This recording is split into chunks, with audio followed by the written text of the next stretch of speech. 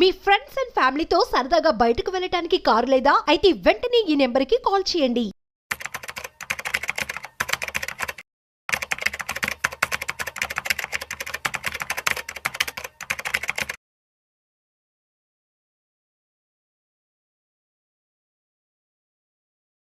Welcome to Vishnu talks. నేను మీ విష్ణు. ప్రస్తుతంతో పాటు practising chartered accountant Lella Ravindra బాబు గారు ఉన్నారు. వారితో మాట్లాడదాం.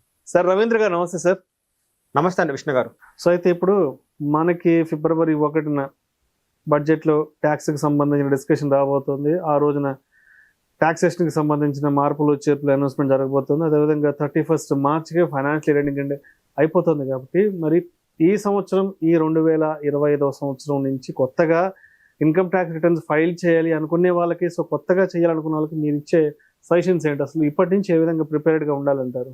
ఇప్పటి నుంచి ప్రిపేర్డ్గా అంటే ఏదైతే గవర్నమెంట్ ఎంకరేజ్ చేసే సెక్టార్స్ ఉన్నాయో వాటిలో ఇన్వెస్ట్మెంట్ చేస్తే మనకి ఎప్పటిలాగా డిడక్షన్లు వస్తాయి, ఫైలింగ్ బెనిఫిట్ వస్తాయి. ఏ మీ ఇన్కమ్ 2.5 lakhs 3 lakhs దాటితే మీరు కంపల్సరీగా రిటర్న్ ఫైల్ చేసుకుంటే మీకు వైట్ మనీ వచ్చింది. వైట్ మనీ వచ్చిందంటే మీకు బ్యాంక్ లోన్స్ వస్తాయి, వీసా ప్రాసెస్లు వస్తాయి, ఏమైనా రిఫండ్లు ఉంటే రిఫండ్లు వస్తాయి. ఇప్పుడు ఏమైందంటే బ్యాంక్ అకౌంట్లో క్యాష్ డిపాజిట్ జరిగిన 20%, 5% టీడీఎస్ కట్ చేస్తున్నారు. ఎవరైతే ఇన్కమ్ ట్యాక్స్ రిటర్న్స్ ఫైల్ చేసుకోవట్లేదో వాళ్ళు కనుక ఇన్కమ్ ట్యాక్స్ రిటర్న్స్ ఫైల్ చేసుకుంటే వాళ్ళకి టీడీఎస్ ట్యాక్స్ కట్ అవ్వదు. లాస్ట్ వీక్ కూడా మా క్లయింట్ తెలియక 20 lakhs విత్డ్రా చేసిండు. 20 lakhs విత్డ్రా చేస్తే అరౌండ్ 40,000 ట్యాక్స్ కట్ చేశారు. ఎందుకంటే వాళ్ళు ఇన్కమ్ ట్యాక్స్ రిటర్న్ ఫైల్ చేయలేదు. అదే ఇన్కమ్ ట్యాక్స్ రిటర్న్ ఫైల్ చేసినట్టయితే కంపల్సరీగా 40,000 డిడక్షన్ అయ్యేది కాదు. అంతా అయిపోయాక బ్యాంక్ మేనేజర్ అమౌంట్ ఇచ్చేటప్పుడు 40,000 తగ్గించి ఇచ్చింది. వీళ్ళు 20 lakhsకి చెక్ ఇష్యూ చేశారు. వాళ్ళు ఇచ్చినప్పుడు 40,000 తగ్గించారు. ఇదేంటంటే ఇలా ట్యాక్స్ కట్ అవుతుంది అన్నారు. సో బెటర్గా మార్చిలోపు టైం ఉంది కాబట్టి 2 నెలల్లో ప్రీవియస్ రిటర్న్స్ ఫైలింగ్స్ అని పెండింగ్ ఉంటే వాళ్ళు ఇప్పుడు ఫైల్ చేసుకుంటే ఫ్యూచర్లో ఎటువంటి ఇబ్బంది ఉండదు. అండ్ అదేవిధంగా ఇంకొక విషయం కూడా బాగా సర్క్యులేట్ అవుతూ ఉంది ఇన్కమ్ ట్యాక్స్కి సంబంధించి. మన సేవింగ్స్ బ్యాంక్ అకౌంట్లో కనుక 10 లక్షలు కనుక డిపాజిట్ జరిగితే 60% వరకు ట్యాక్సేషన్ కట్ అవుతుందంటూ కూడా ఒక ఆర్టికల్ బాగా వైరల్ అవుతుంది. దానికి సంబంధించి మీరు ఏం చెప్తారు? అది 60% ఏదైతే ఉందో దాన్ని అన్ఎక్స్ప్లెయిన్డ్ ఇన్కమ్ అంటారు.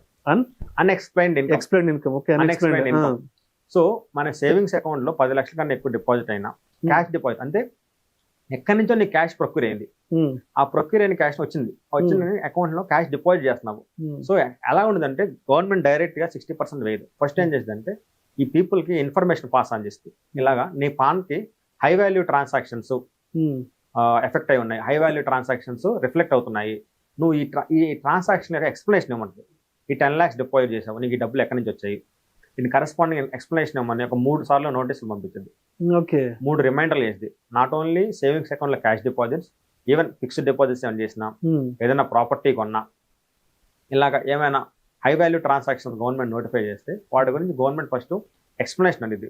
బట్ మనకేమైందంటే చాలా మంది అన్ఎడ్యుకేటెడ్ అవ్వడం వల్ల చాలా మందికి మెయిల్స్ చెక్ చేసుకోరు, ఎక్కువ మెయిల్స్ వస్తాయి. ఇన్కమ్ ట్యాక్స్ పోర్టల్లో లాగిన్ చెక్ చేసుకోవడం కానీ మెయిల్ చెక్ చేసుకోవడం జరగదు. సో అలాంటి వాటికి ఏమైంది, వాళ్ళకి వాళ్ళేమో ఇన్ఫర్మేషన్ అడుగుతారు, మనకు తెలియక మనమేమో. అండ్ చాలా మంది ఫ్రీక్వెంట్ గా ఇల్లు మారుతుంటారు, పోస్టల్ అడ్రస్ మారుతూ ఉంటారు కాబట్టి అది తెలియదు. సో ఎప్పుడైతే అది గవర్నమెంట్ మన ఎక్స్ప్లెనేషన్ ఇవ్వం, మనకు తెలియదు కాబట్టి రిప్లై అవ్వాలో అంటే మనకు వచ్చిన కూడా తెలియదు కాబట్టి we don't explain them what happened. So మనం ఎక్స్ప్లెనేషన్ ఇవ్వం కాబట్టి వాళ్ళు దాన్ని అన్ఎక్స్ప్లెయిన్ ఇన్కమ్ కింద ట్రీట్ చేసి 60%, 30% నార్మల్ రేటు, 60% ట్యాక్స్ వేసి వాటి మీద మనకి ఇన్కమ్ ట్యాక్స్ పే చేయమని నోటీస్ చేస్తారు.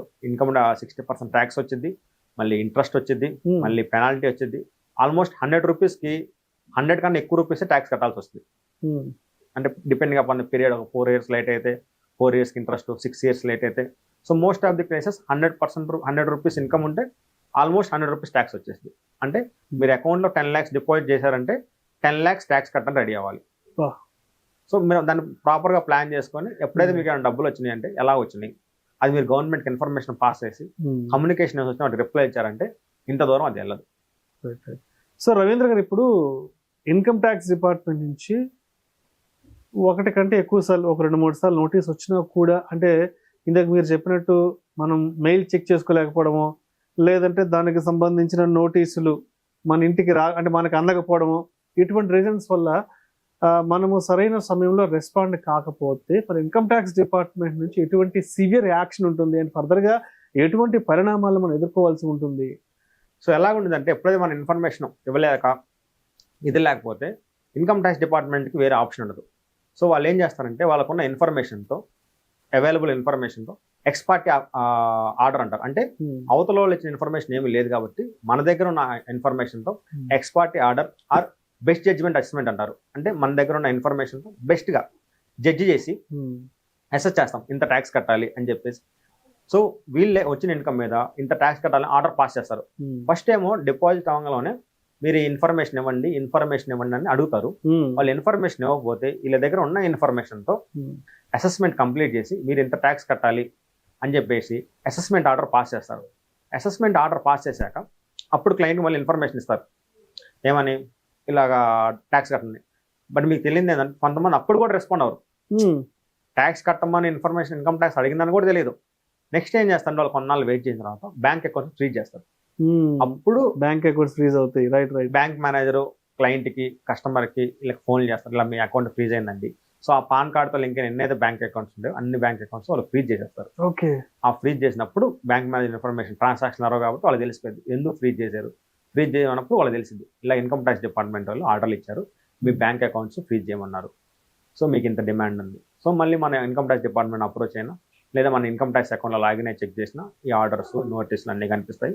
సో దెన్ మనం దానికి కరస్పాండింగ్ రిప్లై ఇచ్చి ఆల్రెడీ ఆర్డర్ పాస్ అయితే అప్పీల్ ఫైల్ చేసుకోవచ్చు. లేదా అది కరెక్ట్గా నిజంగానే వాళ్ళు కరెక్ట్గానే అసెస్మెంట్ చేస్తే ఆ ట్యాక్స్ కట్టేసి ఆ బ్యాంక్ అకౌంట్స్ ఏదైతే ఫ్రీజ్ అయిందో దాన్ని అన్ఫ్రీజ్ చేసుకోవచ్చు. కొంతమంది బ్యాంక్ అకౌంట్స్ ఫ్రీజ్ అయినా రెస్పాండ్ అవ్వరు.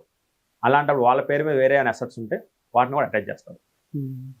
సో అక్కడ దాకా మ్యాక్సిమం వెళ్ళింది. Thank you sir. Thank you so much Ravindra గారు. థ్యాంక్ యూ అండి విష్ణు.